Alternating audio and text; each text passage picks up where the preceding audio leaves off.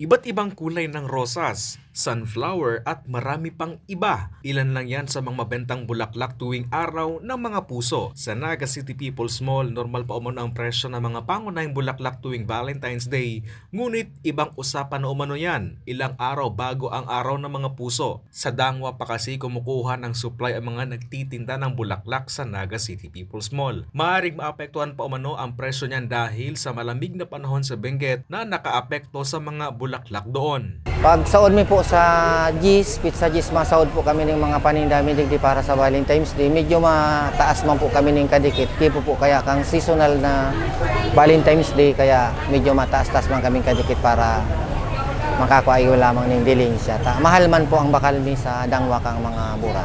Samantala, naglalaro naman sa 200 pesos kada piraso ang rosas, 150 pesos naman sa sunflower. Ang bouquet naman ay naglalaro sa 450 pesos pataas, depende pa sa klase ng bulaklak. Mag-inquire na lang po kamo ma'am ning sa indong papagibo ning bouquet para makaigwa mo po kamo ning pangregalo sa Valentine. Chris Novello, CSN.